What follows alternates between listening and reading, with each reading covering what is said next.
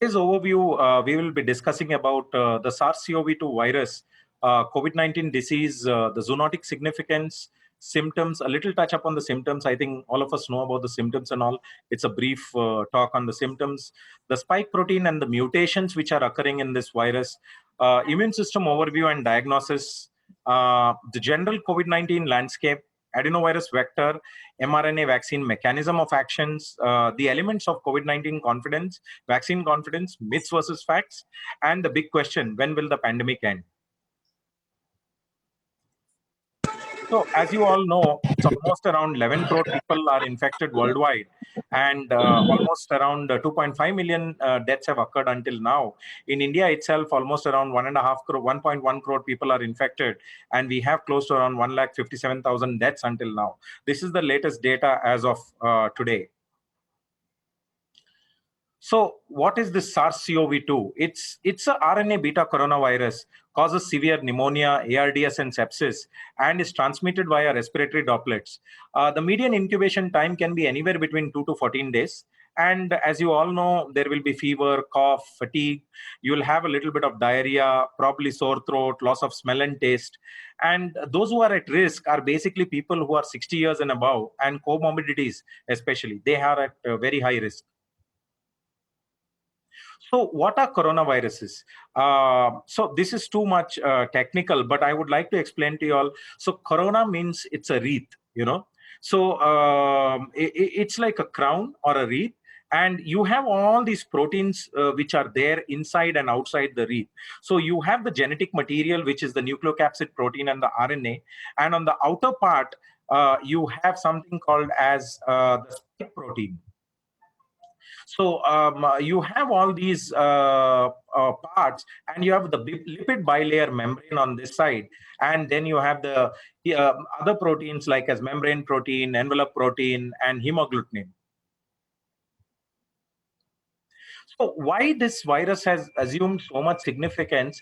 Because the main thing is it has the ability to jump by zoonosis. So it's from animals to humans and back again to animals. And then some of the animals, we are yet not sure whether it jumps back again into humans. But it's definitely, some studies have already shown that it doesn't jump between humans to pigs, chicken, or ducks. So there has been a lot of studies which have been done from the early 2000s, and we have some insights into how the SARS-CoV-1 and MERS have behaved, and as a result, we now know how this model of spread occurs. So what are the general symptoms? So if you look at the general symptoms, you would have, most of the people would have fever. You would have, the second number would be dry cough. The third would be fatigue. Some of them would have sputum production and shortness of breath. And then you have all your typical other symptoms of viremia. And you have diarrhea, and you may have even conjunctival congestion in some cases. So what it does in the body is it dissipates the entire mechanism of action. And as a result, you have huge cytokine storms, you have inflammation which is occurring, and then you have constriction or vasoconstriction, and you gasp for breath basically. So this is a general part which will tell you what happens in each of the organs. So if you go to the lungs, so when the virus attacks the lungs, basically the cells get damaged, and as a result, people have cough, fevers, breathing becomes very difficult because the cellular membranes and all are damaged inside. In the heart vessels, what it does is, what in the blood vessels and all, it has, you have the ACE2 receptors on the cell surfaces, and as a result, this will promote more clots, there will be heart attacks, there will be cardiac inflammation. In the brain, many a times there are seen seizures, strokes, confusion. In the eyes, you can see conjunctivitis, inflamed eyes. Nose, you lose your, the nerve endings are damaged, and as a result, you lose your sense of smell.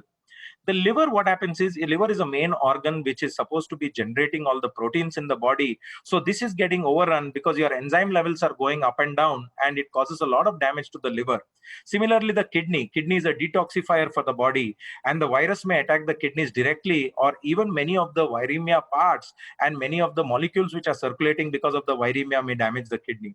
Intestine, there are a lot of these ACE2 receptors which are there. These are the ones which capture the virus. So as a result, you end up getting diarrhea and all in many of the patients. Now, this is an important slide for many of the senior citizens, and you should know what happens in the body in terms of biochemistry. Most of us go for biochemical tests, and as a result, most of the parameters change. And when you go for a vaccine, you need to know what the current status is. So, since February 2020, after the lockdown, many of them have not visited their general practitioners, and it's time that you take a look at all the parameters, because many a times the vaccine will behave on in a similar way like like the virus. So you need to check all these parameters, especially when there is viremia. Your D dimer is increased drastically. So is your C-reactive protein, your ferritin. This is indication of severe inflammation, the ferritin, whereas D dimer is a basic coagulation disorder, coagulopathy marker. So these increases. And you have your C-reactive protein, which is because of the viral infection, which is seen to increase in the patients. And finally, your main marker is your cytokines. Whenever there is a lot of action in the human body and it's trying to fight these interleukins or the sentinel proteins, they get released, and there is a huge syndrome which occurs, which is known as the cytokine storm syndrome. So these are all the parameters which are affected in the human body. So if you, let's look at the virus now. This is critical because as I go ahead into the entire presentation on the vaccine, so it will help us understand what is mutations and how they are going to affect us. So basically, the spike protein is like a corona. It's like a wreath, and the virus is like a wreath, and the spike is on the outer surface of the virus. So this is by which it attaches onto the human cells. So if you look at each of these spikes, so it's a trimer. It's like three different eggs which are there, which are placed next to each other.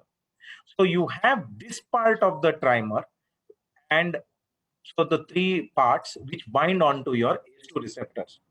Now, the rest of the parts, when you give, or if you give a whole cell vaccine, you end up generating antibodies against everything. But if you give an mRNA vaccine, you generate antibodies only against the mRNA, basically.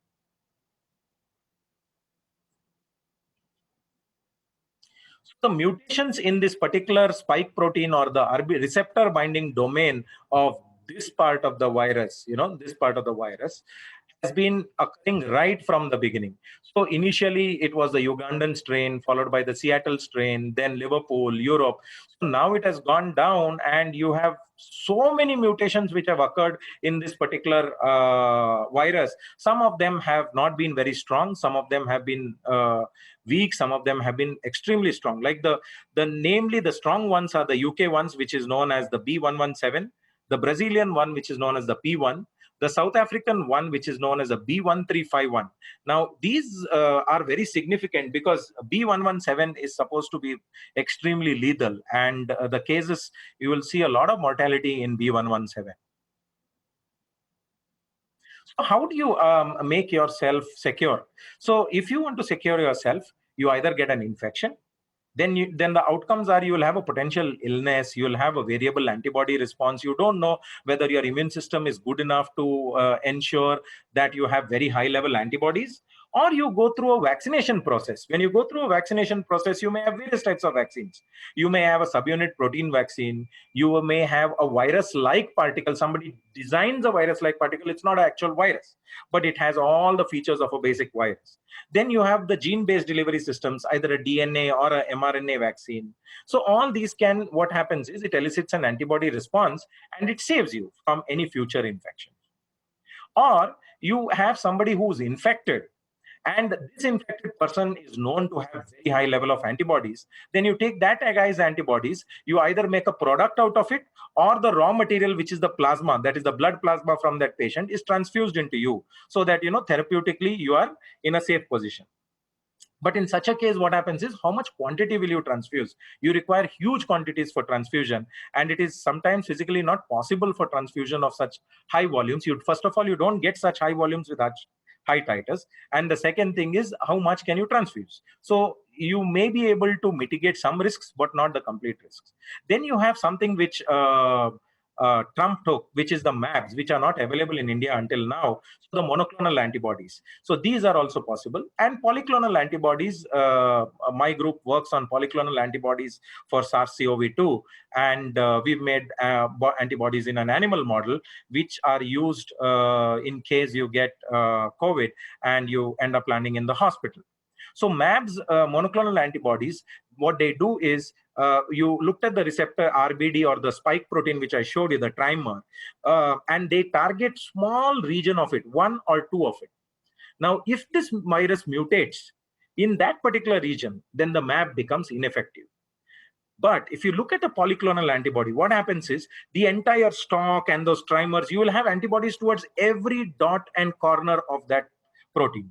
As a result, even if the virus starts mutating, you still have a chance that the antibody will end up neutralizing the virus.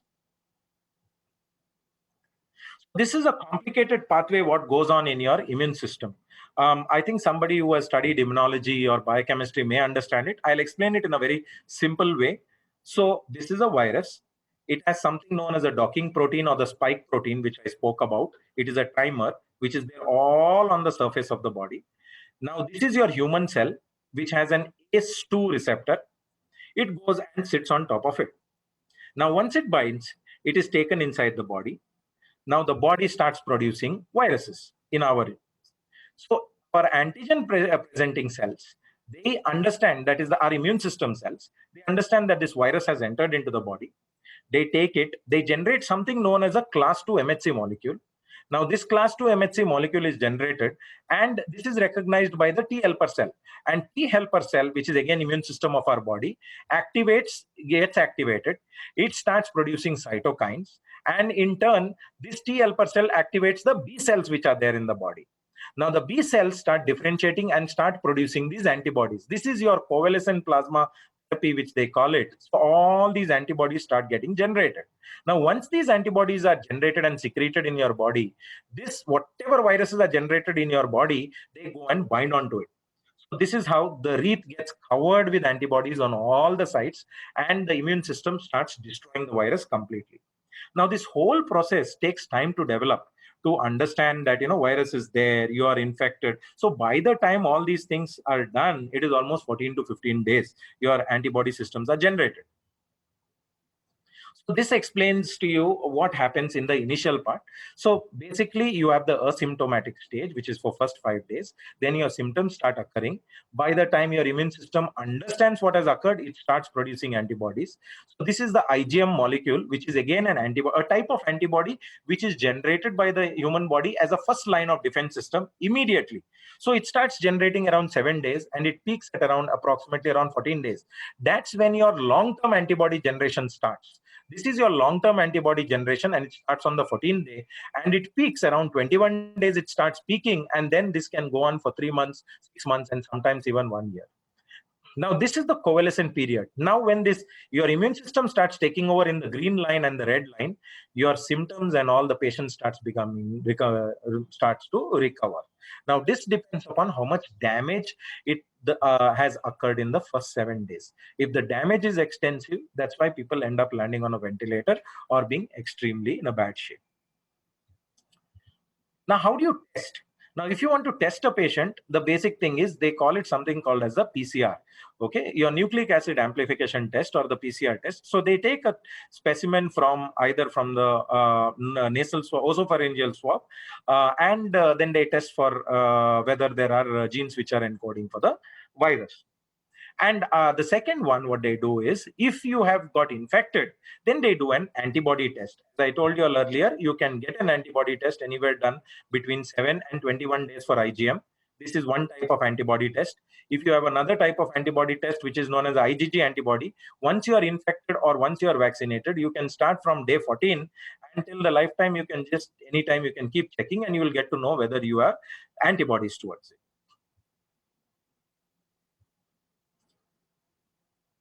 So I'm going to present some sample test reports and PCR and antibody test reports. Some of them belong to some friends of mine. And so this is how you receive a report which says your results are negative PCR, which means you don't have an active virus in your immune system, basically. Now, there is another thing, which is the SARS-CoV-2 antibody. So the antibody test, now say, for instance, this particular gentleman got a vaccination done on the 6th of February. He went for a second vaccination on the 2nd of March.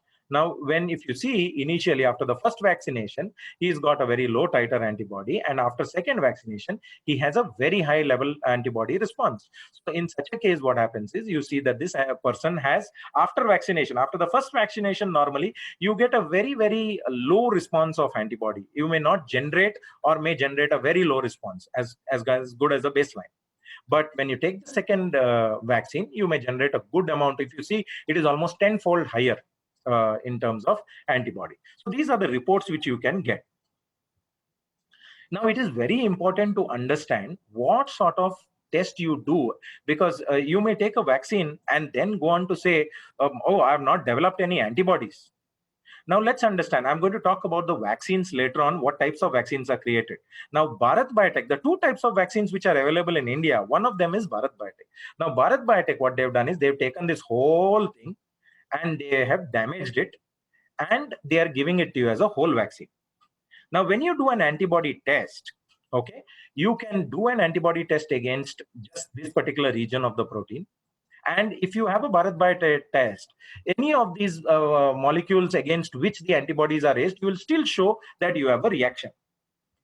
Now, if you go for a AstraZeneca COVID vaccine, if you have taken, then it is generated against the nucleoprotein. Now, when you get an antibody test done, and if you do anything against the outer membrane protein, or the envelope protein, you may not develop those antibodies, because it's against the nucleoprotein for the spike. So you will develop antibodies towards the spike. You will not develop antibodies towards the other regions of this thing. So what type of test you do after vaccination is very critical. So you have to start asking questions, or talk to your doctor or any immunologist if required, and find out before you take that test, because you may go and take a test which is for any of the other M membrane protein or envelope protein, and say, I don't have antibodies. In reality, you actually need antibodies towards the spike protein, which is the docking protein. So if you have an ELISA for a spike protein, you will be able to show response against any of the vaccines which are there currently in the market. If you are infected, you will have antibodies exactly like how you have for Bharat Biotech vaccine. Now, why do some people show response, some people do not show response? Now, what happens is, now as I showed you, it's a big molecule. And here is your human cell. This Y-shaped thing is your human cell. And this V-shaped is your the corona spike which sits on your, this is the virus part. Now, many a times, if there is an antibody which is generated on this V region, then only it will go and it will stop you from getting any infections. If it is generated towards any other side segments and all, these are non-neutralizing antibodies. So they do not have a major impact in your life. So you need to know how much is your neutralizing antibodies, which do not allow the virus to dock onto your body cells. So these are the various agent classes people have been working on. So this one is your human cell, this box. Whatever occurs within the box is the human cells. Whatever occurs outside is in the outside domain, outside the cell. So you have a virus. Now the virus should stop from entry into the human cell. The spike goes and docks onto this particular membrane protein of your human cell. So there are things which are created against that, anti-ACE2 antibodies, DARPins, you have anti-ACE neutralizing antibodies, soluble ACE2, then you have inhibitors of this thing. So when this docks, there is an enzyme which is there on the membrane which goes and helps it dock, helps it go and fix and keep it properly, So this is TMPRSS2. So that's the enzyme. And there are other molecules, camostat, nafamostat, apilomoad. These do not allow this docking to occur. Now, what happens if it is docked and it is inside your body system? Then you have fusion inhibitors like chloroquine, hydrochloroquine, azithromycin, which do not allow basically the fusion to occur inside. And then you have the protease inhibitors, which do not allow the RNA polymerase reaction to occur and forms into new viruses. So these are all protease inhibitors which people have been working on. And then finally, there are one group which is working on, once all this has damaged, let it not get outside the cell and damage the other cells. The release inhibitors, before that is released from your human body from one cell to another. So this release inhibitors also people are working on. So these are all the therapeutic domains which people have been working on in the category. So coming to COVID-19 vaccines and vaccine safety data, as per the WHO, its vaccines have been able to save almost around 2 to 3 million deaths per year ever since vaccines were invented, basically. So, just to give you a basic into the world of vaccinology. So, what is a vaccine? Vaccine is a biological preparation, an agent which is like an microorganism. And mostly, what we do is you either kill it or you change it a little bit so that it can go into your immune system, and it stimulates your body's immune system to ensure that you have a lot of antibodies created, so that your body, human body, understands that this is foreign, goes and destroys it rapidly. So later on, if you have any other encounters which occur at any given time, you are in a better position and you don't get this infection. So this was designed and coined by Dr. Edward Jenner. So he was working on cowpox, variola vaccinae. So that's how the word vaccine came into effect. In 1760s, actually, Edward Jenner was working very closely with dairy workers. So when this is a small story I would like to tell you all. So when he was working with the dairy workers, normally what he saw was there was something known as a smallpox. Now, this smallpox disease was not affecting the dairy workers, but was affecting all the other people. So he went on to see that, because most of them had cowpox. So this is exactly like what is happening. So you had the smallpox version in the cow, but it was affecting the cows. It was not affecting the humans. And the humans, when they were milking and coming into contact with the cow, all these effects were going on to the humans. So Edward Jenner, what he did was, he was smart. He took the hand of a milkmaid with the cowpox and scratched it onto the arm of another boy from their family. 6 weeks later, what he did was, he took smallpox and he injected into the boy. The boy didn't have any symptoms of smallpox. Ideally, he would have got smallpox. But since he was already affected with cowpox, he never had any other symptoms. So that was the first start of the vaccine, and that was the first vaccine which was developed in 1760s. Subsequently, he concluded in the late 1790s that this vaccine was safe in children and adults. And the next generation vaccine actually took almost around 100 years, and it was developed by Louis Pasteur, and it was for chicken cholera and anthrax, basically. So this is the impact of vaccines on disease eradication worldwide. If you notice, 1910 to 1940, diphtheria cases were very, very high. And subsequently, after the introduction of the vaccine, it almost died out.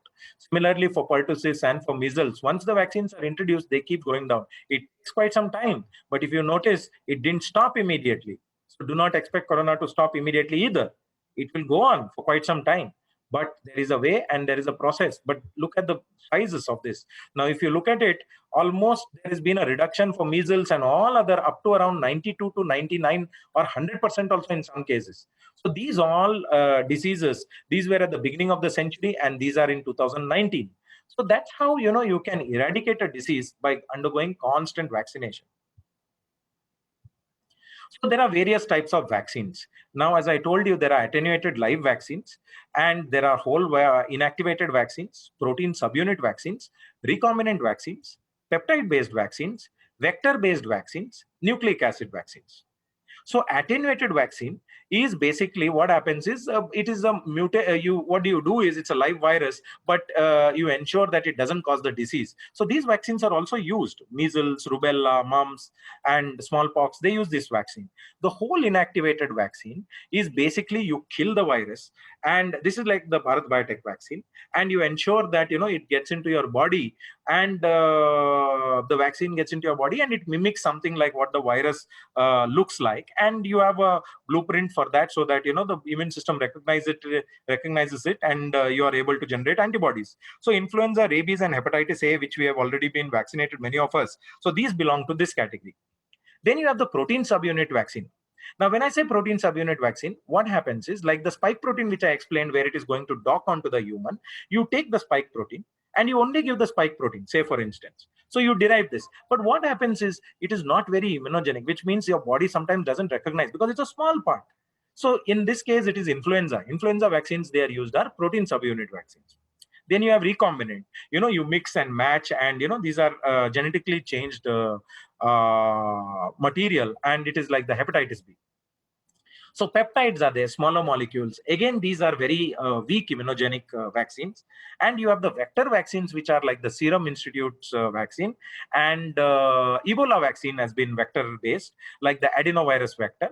And so what you do is you put your material into another virus. So you put the spike RNA into DNA into another virus, which is adenovirus vector, and you inject into the body. So that's what is done with the adenovirus vaccine.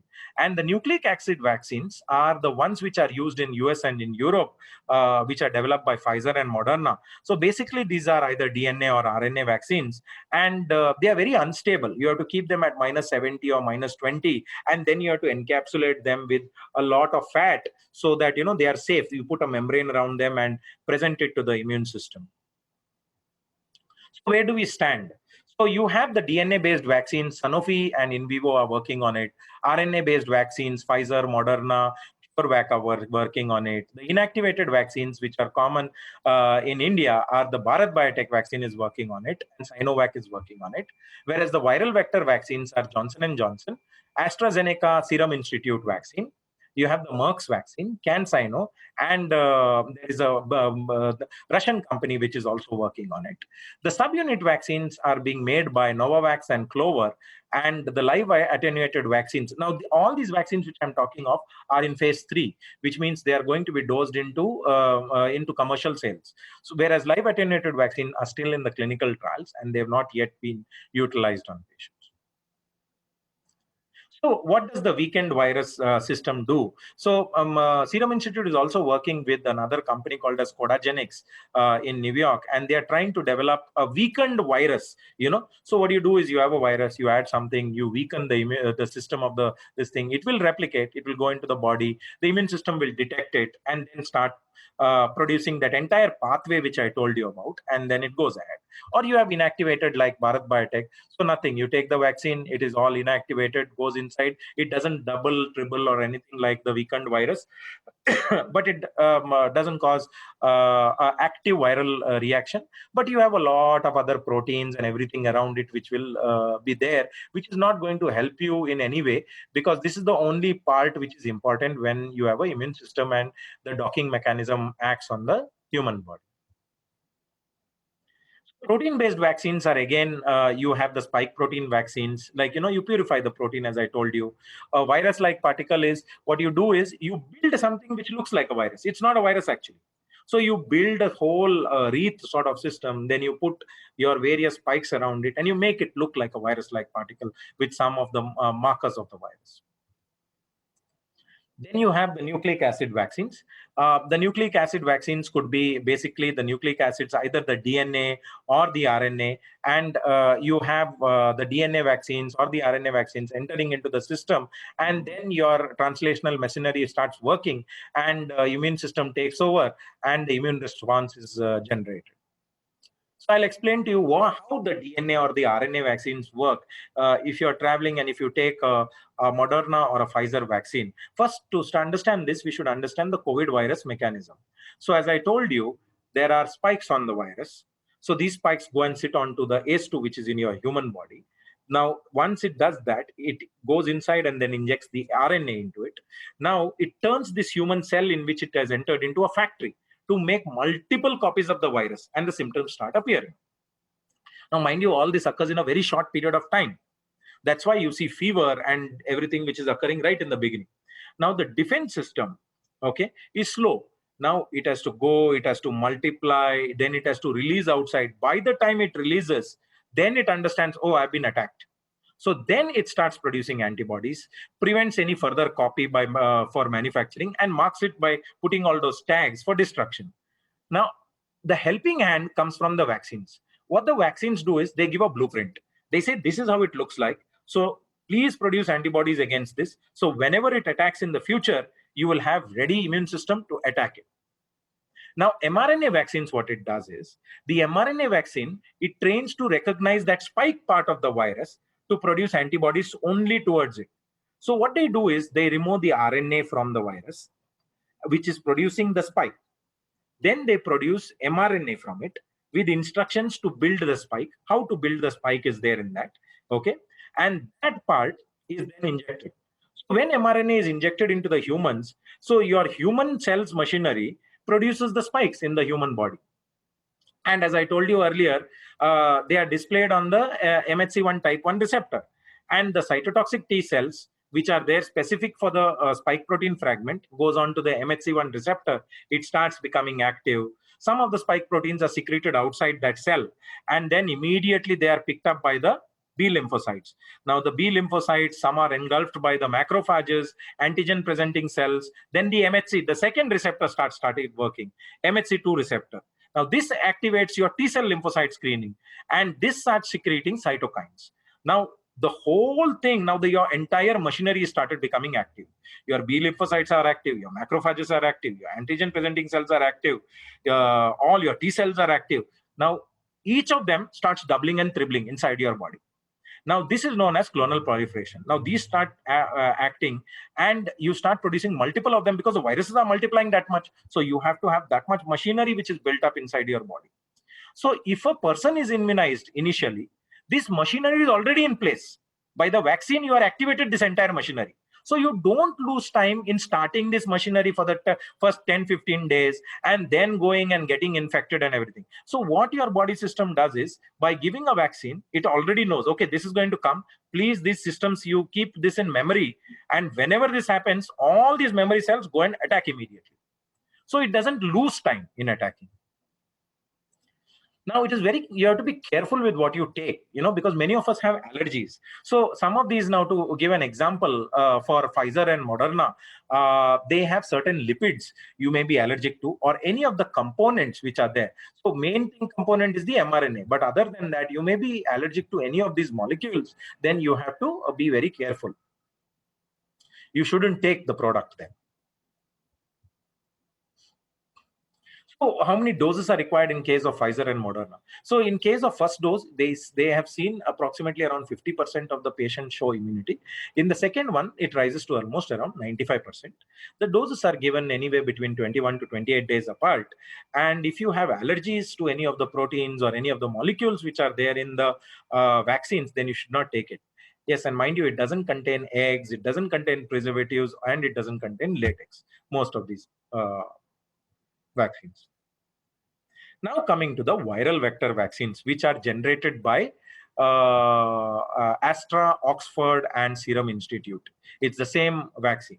So what types of vaccines are these? So basically, in 2019, there was a vaccine which was approved, which was an Ebola vaccine. And this was a replicating viral vector vaccine, which means you take the vector, you take another virus. So you take another virus, you remove all the machinery from that. Okay, most of the machinery, and you add a part of the machinery into that, which is of a corona. So this particular virus, outer membrane belongs to another virus, which is taken, say, from, in case of Astra and Oxford, it's taken from a chimpanzee, which doesn't affect humans, like how they did with the cowpox vaccine. The same principle is here. But in that case, what they did was they didn't remove the inside parts and everything. So here you keep a part of the viral machinery. The rest of the machinery you put for the spike, and then you start producing. So you won't have all the symptoms which would have occurred, which you give an inactivated vaccine, or you have, so that is a non-viral replicating machinery which is there.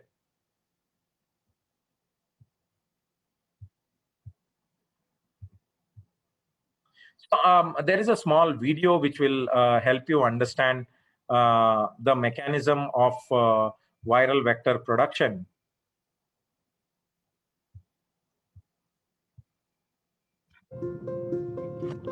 Approaches to vaccine development to prime the body's immune response to COVID-19 include using weakened viruses or viral proteins, or using specific viral genetic code, either DNA or RNA directly, or creating viral vectors with specific viral genetic code.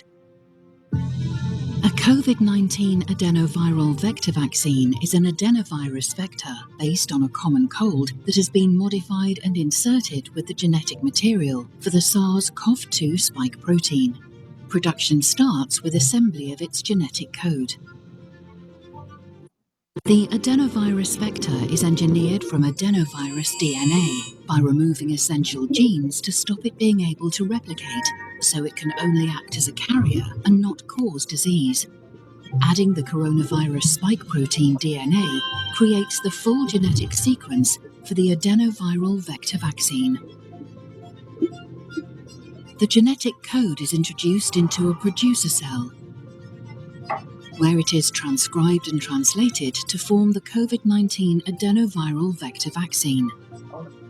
The human cell line is engineered to contain the missing adenovirus genes, so that when the vector vaccine is introduced, it can infect the cells and use the cell machinery and missing viral genes to be able to replicate, producing identical copies. Vaccine molecules are also replicated with the division of the cells, and the process continues until the right concentration is reached. The addition of a chemical lyses the cells, bursting them open, and the vector vaccine is harvested, ready to be further tested, filtered, and purified before being filled into vials.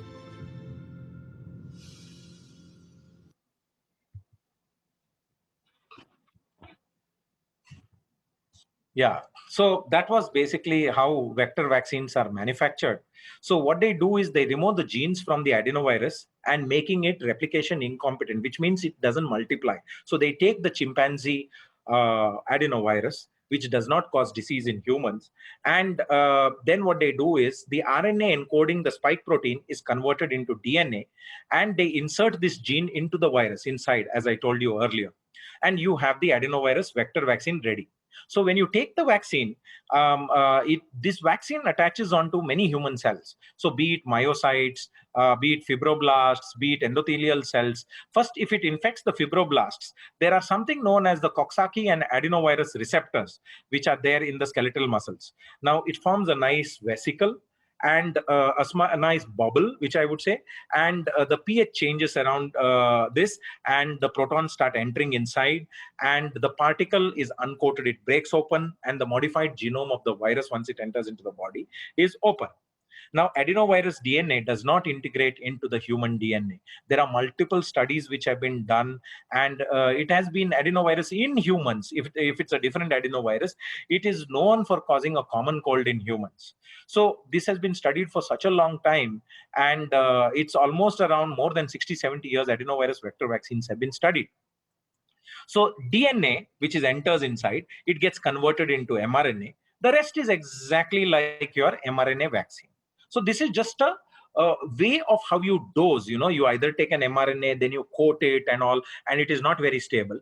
Or you take a whole virus with all the particles and you immunize, or you have an adenovirus vector vaccine, which is a capsulated vaccine in which you have another virus and you add your genetic material into this and ensure that you give the final distinct product. So vector vaccines are very important because there's a lot of studies which have gone into it. Safety, stability is the major one, and there are many other parts which are important when you design vectors. They have to be low toxic. They have to have very low antigenicity, which means they themselves shouldn't produce antibodies. Otherwise, what will happen is what would happen if you take a human adenovirus vector vaccine? So if it is a human virus, then next time whenever you get any other vaccine, it is going to develop antibodies towards that particular vector. So you have to ensure that the vector when you choose has least response in the human body. So adenovirus vectors have been chosen because they are much stable. They infect the cells very well. They do not mix with the genome, with your human genome. The immune response is very good. They have, when you want to produce at mass levels, you have to have very good titers. You have to very good quantity during production. That is very possible. And the transduction efficiency, that is you making this rearrangement of all these genes and all, is very high. So that's why vector vaccines have been preferred over the years. So There has been a lot of studies which have done with adenovirus vector vaccines. It has been isolated from almost 100 known species. They are replication incompetent, which means they don't go inside your body and start doubling, tripling and all as a virus. You can put a lot of genetic material inside their body, okay? And they are low pathogenicity to humans, which means you don't have any effects on that particular vector.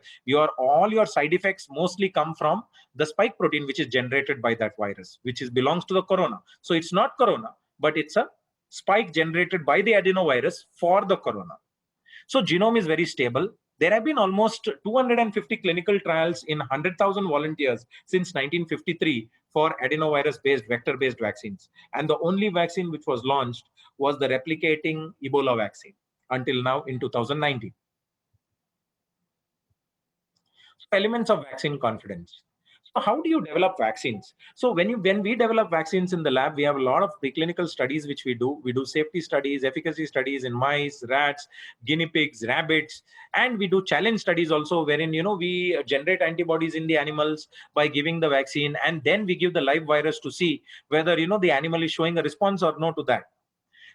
Then you do phase 1 in a small group of healthy volunteers. Then you do phase 2 with a slightly bigger group. And these patients, characteristics such as age, physical health are similar to whom the vaccine is made for. Then you go for phase 3, where you have thousands of volunteers who go for safety and efficacy. And then you go for marketing. So when you go for marketing, you just distribute it and you keep capturing data at regular intervals to see how the vaccine is behaving in the market.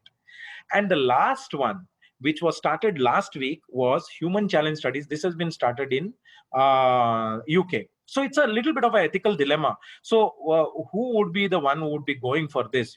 So basically, it will be like, I have taken a vaccine, I've developed antibodies, but now I'm going to ask the doctors to give me the virus and see whether this vaccine is effective. So this was done off lately, and it started just last week. So we should see some trial results soon in some initial publications coming in another 2 months probably. So vaccine development timelines. Unfortunately, this is not a very, very clear slide, but when you say vaccine development, many people have questions as to why this vaccine got developed so fast. So I'll give you a few examples. Malaria, we've not been successful so far. Tuberculosis, we've not been successful so far. It took us 100 years to develop something against typhoid. Meningitis took almost a century. The whooping cough took us quite some time. So measles was the shortest among that. Around 10 years it took. That's why they said it takes 10 years to develop a vaccine. So COVID, if you see, we developed a vaccine within 1 year. AIDS, we still don't have an antidote. Ebola has come off recently. So since 1976, it's come now in 2019. This is a typical vaccine manufacturing pathway. Once you manufacture a vaccine, you go to the preclinical. It takes you almost 2 years, which is in an animal study. You do phase 1 in a few group of volunteers. Then you do a larger group, which will take you 2 years. Then you do a bigger group, which is phase 3 studies, which will take you almost 3 years. Then they say, okay, now this is working in phase 3 in a big population. Let's do infrastructure. Now we can put money into infrastructure. We'll put money into manufacturing. Then we'll go to the government, ask for approvals. Then they will allow us to distribute actually physically for marketing and authorization. Now here what happened is they did preclinical. Simultaneously, they said, if we have 10 molecules, we'll start working on all 10 molecules in phase 1, phase 2.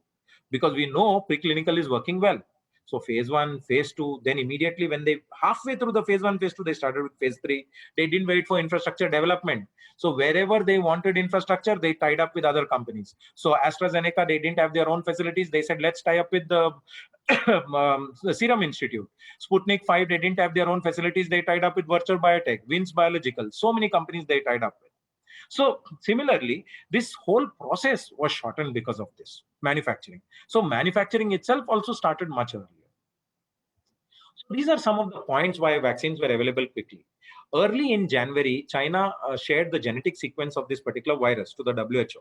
Now, this was very important because we could understand how the genetic sequence looked. Now, if this genetic sequence was there in our hands, we came to know what the RBD looks like, what is the spike look like, where it is, what are the amino acids in that. So all those details we got to know in that, basically, nucleic acid. So then after that, there was a lot of literature which was available from SARS and MERS, basic pandemics which were occurred in the last 10 years. Government blindly started funding all research projects. All the governments funded the research projects, which has never occurred earlier. mRNA and adenovirus vector-based vaccines were well studied because they had studies. They have done multiple studies, but never commercially used. Many tests were conducted in parallel, as I showed you in the previous slide. Another part was 10 years back, social media was not very active. Now there was social media. There were large number of clinical trial participants which came in large numbers, and this helped us get all the number of patients for vaccine development. Volunteers who volunteered for it and got the vaccination shot immediately were exposed to the virus, because when going to work or traveling, pandemic was still ongoing. So they got a lot of patients who got, so efficacy was established, whether it will last for 2 months or 3 months or 6 months. So even now it is not 1 year. So you don't know whether you have 1 year data. So all this data needs to be established. And manufacturing occurred at the same time as the safety studies were going. All the companies took a call. Many of the big companies took a call saying that we will start producing the vaccine. We will not sell the vaccine. We will make it enough for clinical trials. We'll make it enough for commercial use, but we will not put it into the market unless and until the government authorizes it. If it doesn't get authorized, we are going to dump it. So the whole thing is going to go waste. They can do that because the government had already given them funds for doing all these things. If this was not the case, they wouldn't have made the vaccines. So many a times we say people have who has been tested for the Pfizer vaccine. So there is a lot of work which goes on for the clinical trials. There is a drug safety board which looks into the safety of the products. Then there is the FDA and the advisory committee which decides on the approval. And after all these steps is the vaccine approved. Now Pfizer vaccine, for example, was tested on almost around 44,000 patients, people, and 16 years of age and above. And it was done in multiple countries: United States, Europe, Turkey, South Africa, America. In all these countries it was tested. There was a 50-50 population, almost around, male and female. And they tried testing it in white, Hispanic, African Americans, Asians, Native Americans. All these they have studied to see race, ethnicity, gender, everything gets covered in this particular study. So this is a slide I would like to talk about. So the question is, you ask your colleagues, are you going to get vaccinated? You say, crazy, they have not yet finished the clinical trials. But that's not right. You can imagine the bigger companies. Janssen Slag has done on almost around 75,000 phase 3 trials. Oxford Danica is almost on 55,000. The trials are still ongoing. You will say, if the product is in the market, why do you want the trials ongoing? The trials are ongoing to see whether one vaccine dose is sufficient for the patient. Trials are ongoing to see how long the immune antibody lasts. So all this is also covered in the trials. So now you have only finished around 3 months or 4 months. So they want to see on the trial patients whether those trial patients have antibody systems. If the immune system is still going to capture if there is a mutated strain. So these trials go on for a longer period of time. Even for Bharat Biotech, ICMR, this thing, there were 26,000 patients in phase 3. So the race to efficacy. There are multiple vaccine companies in the race to efficacy, and Oxford was the first one to start. And they started way back in May and June 2020. Then came Pfizer and Moderna. Then you have all the other companies. So whoever started and finished the trials first, so this will go on. You have Novavaxes, you have Oxford, you have J&J, Invio, CureVac, everybody. And there are multiple patients who are being tried on. Each of them have a different system. Each of them have a different part of the virus which is going to be used in the vaccine, either a protein or a vector based, or those types.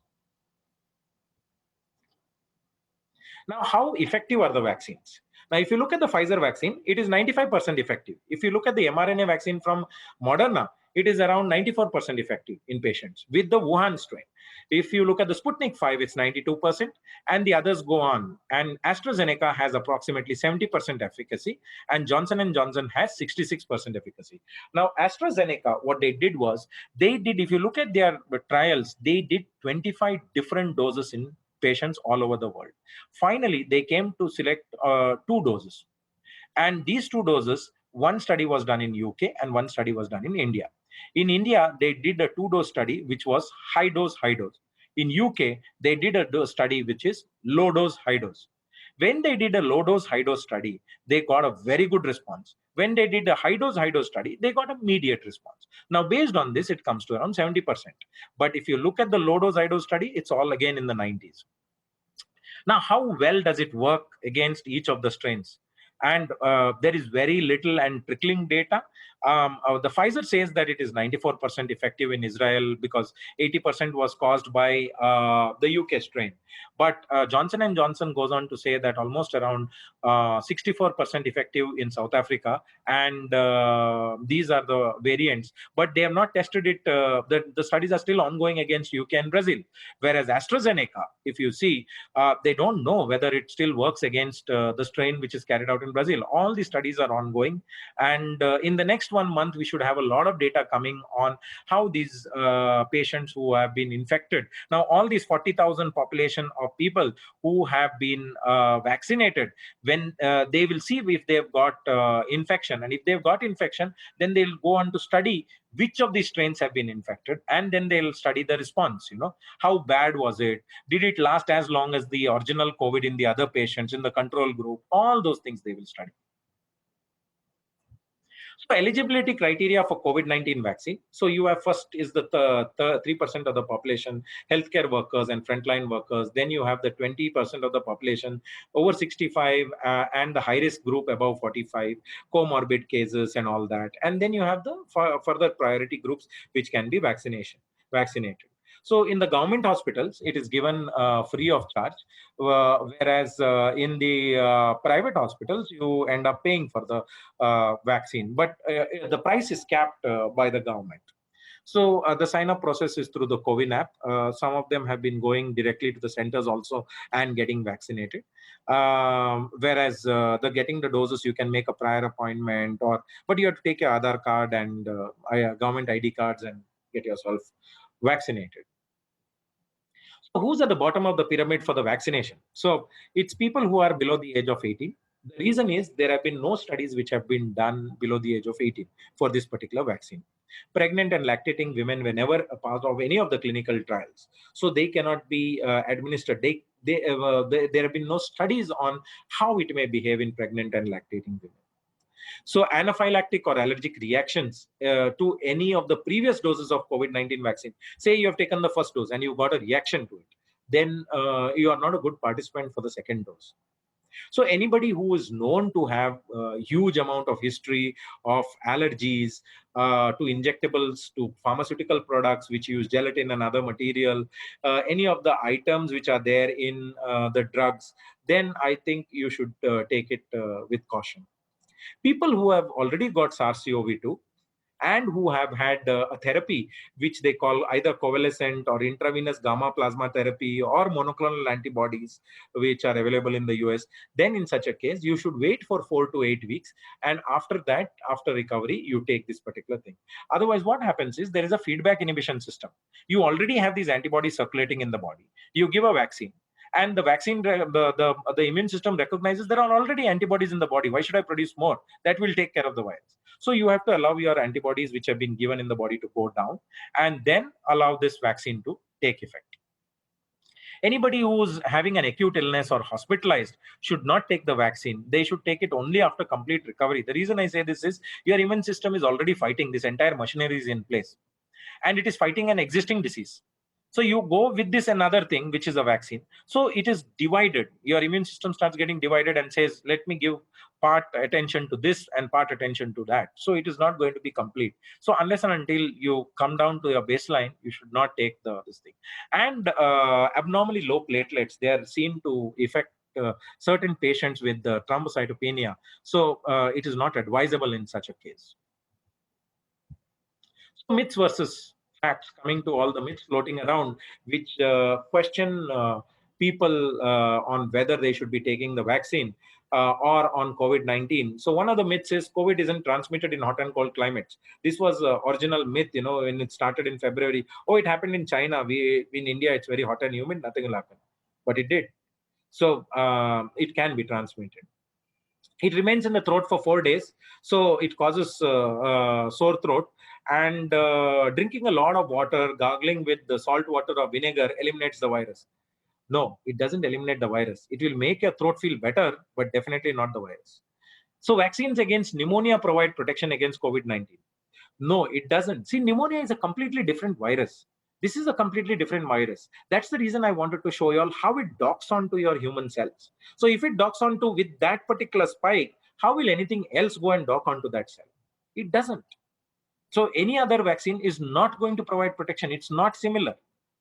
So that's one major aspect which people have to remember. Pneumonia or any other vaccines do not provide protection against COVID-19. So someone who has recovered from COVID-19 can still spread the virus. Now, someone who has recovered from COVID-19 is medically cleared from isolation and all, needs to have potential face masks and other things, because he may not be having the virus in his body, but he can gather the virus from anywhere he goes out and everything, and then he will not be infected. He will go home, he will spread it because of his carelessness. So he is carrying it on his body, but he will never get infected. Vaccines aren't safe because they were developed quickly. I think this myth was I've discussed in brief, and it has been considerable time wherein people have spent studying MERS and SARS, and how the vaccines were developed quickly. All those points were very clearly discussed, and no speed up was done. The speed up was done because many of the points were taken instead of taking one after the other, they were done simultaneously so that these products could come into the market at the earliest possible time. So I've already had COVID-19. So do I need to get vaccinated? See, if you have already got COVID-19, you may have the antibodies for some amount of time. It need not be that you may have neutralizing antibodies. You may have other type of antibodies. But I would always suggest wait for 4 to 8 weeks, take the vaccine, and enhance your antibody response. So COVID-19 vaccine makes me sick with COVID-19. You have seen everything of the COVID-19 is removed. So how will it make sick? It is not going to replicate in your human body. It is a replication deficient virus. When I say replication, means doubling, tripling doesn't occur. But that virus, in case of say Bharat Biotech, the whole virus enters into your body. It's a heat-killed virus. So it enters into your body. You've been taking tetanus. You've been taking all those vaccines, BCG and other vaccines earlier. So it's almost similar to that. But it causes side effects. It will have fever, it will have myalgia, and all these other side effects will be there. So if you get vaccinated, it could make you infertile. There has been no studies done either on pregnancy or infertility or this thing. But I would always advise you should have a vaccine so that there are chances that it can reduce preterm birth in case you are if you are not vaccinated and if you end up getting COVID during pregnancy. So COVID-19 vaccine may alter the DNA. So as I informed earlier, there have been studies which have been done. No, it doesn't integrate with the human DNA, so it does not. The next one is if I have underlying conditions or immune suppression.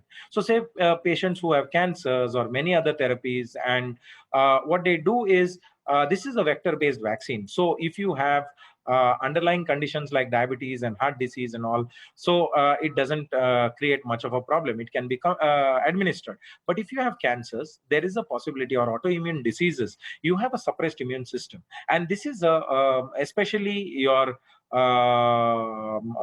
adenovirus vector vaccine, or even for that instance, any other vaccines which are vector based. When you give those, the immune system may not act as fast as a normal immune system. So there is a possibility that the immune system will have a lower response. In such cases, the RNA, mRNA vaccines are little preferred as compared to this. Now, Johnson & Johnson is working on a viral vector vaccine, which is a single delivery. So, you just take one shot, and then you don't have to take the second shot at all. And many other companies are working on vaccines. So herd immunity concept. Why herd immunity is important? People have been talking of herd immunity. So now what happens with herd immunity is you have this one person who is here in this on the left side, he is infected, and he is going to infect, and there are very few patients who are vaccinated.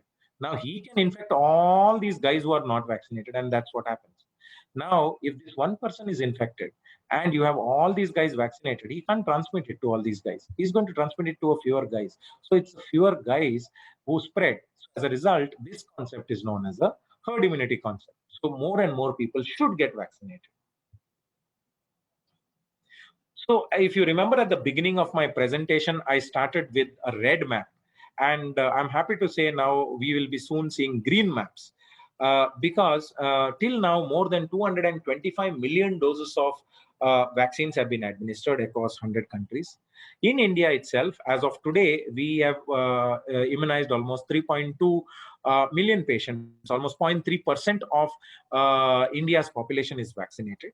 And the next question will be, when will life return to normalcy? So that's complicated because the best of the vaccines have around 95% efficacy. So there is a saying, Dr. Anthony Fauci in the US said, unless and until you vaccinated almost around 70 to 85% of the population, the whole world is not going to return to normalcy. So the path to global immunity is you have 6074932 doses which have been administered. At this rate, if we do not speed up, we will take around 5 years to vaccinate the entire globe, 75% of the population with a two-dose vaccine. So the key strategies going forward is, I would always call it the NM approach, newer vaccine regimens, instead of giving two vaccines, one vaccine. So this whole thing comes down by half. Newer manufacturers with enhanced capacities, like many companies are coming up in India, Panisha Biotech and other companies also, which are now manufacturing all these vaccines. Multivalent approach, it's a universal vaccine. So what happens is now you have these variants. So people are identifying the variants. So you have this spike. Now you have spike for Brazil, you have a spike for UK, you have a spike for India, you have a spike for Wuhan. So you have a multivalent vaccine, like how they do for influenza. So this will help a lot. Mask and hygiene. And finally, mass vaccination is required for faster return to normalcy. This is the example of a CoWIN app and a vaccination certificate. So you register on the CoWIN app, it will have a name, it will have the center, you will get the date, you will get the time, all these details. Reference ID will be generated and photo ID to carry. I've heard that sometimes the app starts hanging, but I think there are patients who have also, there are candidates who have also gone to vaccination centers and got themselves vaccinated directly. So this is a certificate which you'll end up getting. So this volunteer, final certificate for COVID vaccination. If you have taken the first dose, it comes as first dose, and then you have the beneficiary name, age, ID, which is the PAN card or something, reference ID, your residence, your vaccine name, your date of dose, vaccination details, vaccination at which hospital. So these all details. This is very essential because if you're traveling in the future, right now RT-PCR they are asking for. In future, if you're vaccinated, this is like the yellow fever vaccine. When you go to Africa, you will have this as a yellow fever card. So you'll have a vaccination certificate. You can keep going around the globe or wherever you want with this vaccination certificate. This has been implemented, I guess, somewhere, if I'm not mistaken, in Netherlands or something, they have started implementing it. So lockdown is not anymore possible because it's impacting a lot of businesses, and we suggest vaccinating all the elderly and the comorbid patients so that they are safe. Various vaccines are available. You have choices in India which are one or two, but soon I'm sure other vaccines will also be available. So maintain social distancing, wash your hands, visit your physician before taking the vaccination. You can stay together. But avoid physical contact, maintain social distancing, and keep yourself checked and get vaccinated. Thank you.